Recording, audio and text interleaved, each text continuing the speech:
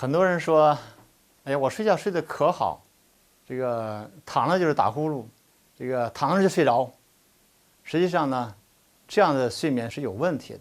我们正常人睡眠可以打鼾，可以声音高，可以声音低，但是如果声音一会儿高了，一会儿低了，甚至没有声音了，那就说明睡眠有问题了。这叫睡眠呼吸暂停和低通气。睡眠低了，进气儿不够了，没声音了，说明你气道已经完全堵住了，一会儿又来了。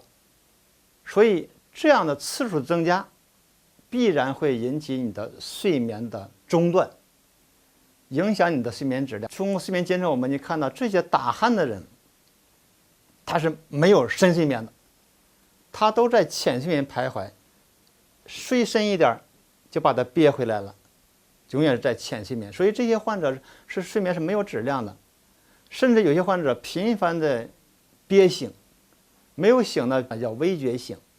所以你看这些患者睡的时间是8个小时，但是白天依然头昏昏沉沉，依然是瞌睡，他永远没有很好的睡眠的质和量。